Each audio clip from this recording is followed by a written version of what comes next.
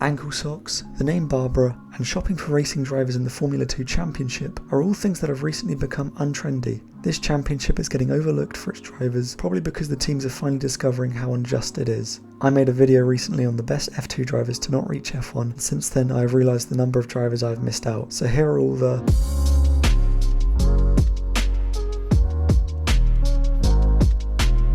Starting off, we have current Super Formula driver Ayumu Iwasa. Iwasa was a rapid driver in Formula 2, having picked up 5 wins in 2 seasons in the championship. He'd go on to finish P5 and P4 in the standings respectively, and finish miles above his teammates, who were Roy Nissany and Arthur Leclerc admittedly, but is still impressive nevertheless. He was a Red Bull junior and quite unluckily seems to have missed out on a shot with the Formula 1 team, as they have their priorities set with junior driver Daniel Ricciardo and speed demon Sergio Perez. Liam Lawson's impressive short stint in the car, as well as Isaac Hadjar's success in Formula 2 this season, has also propelled Iwasa further down the pecking order, so F1 seems quite far away now. As could be said for most drivers on these lists, it's wrong place, right time for Iwasa. However, he has been performing well whilst competing in Super Formula this season and is currently P4 in the standings. Ayumu also took part in FP1 Suzuka earlier on in the F1 season.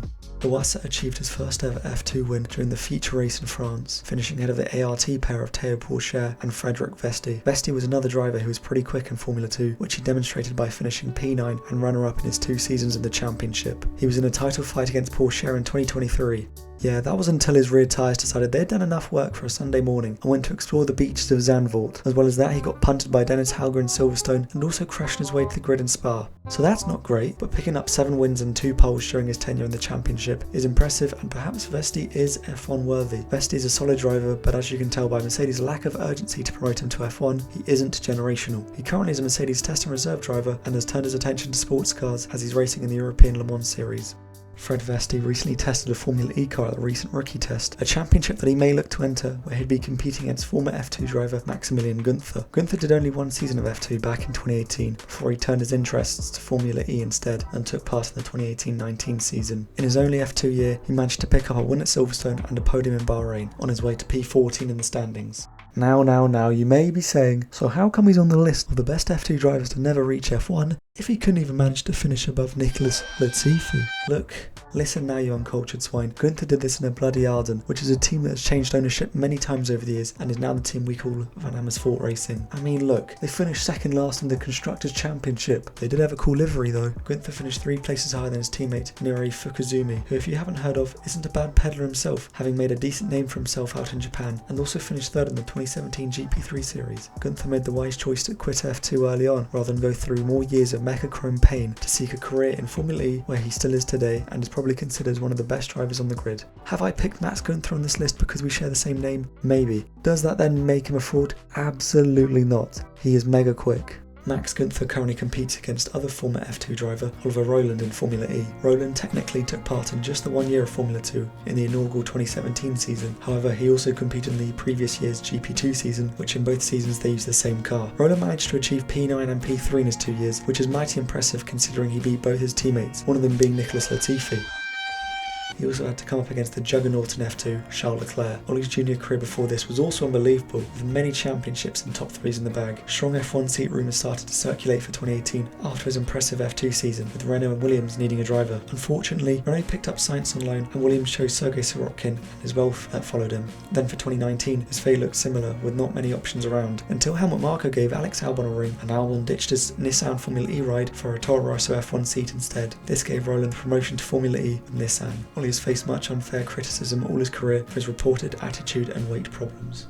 Rowland finished 1 place higher than Italian driver Luca Ghiotto in 2017, a driver with more F2 races than hairs on his own head. Bold king. Ghiotto finished as runner-up behind Esteban Ocon in GP3 and followed that up with 4 seasons of F2 as well as a season of GP2, so to call him inexperienced is a huge understatement. His best championship result was 3rd in 2019, the year most notably known as one of the weakest F2 driver fields ever.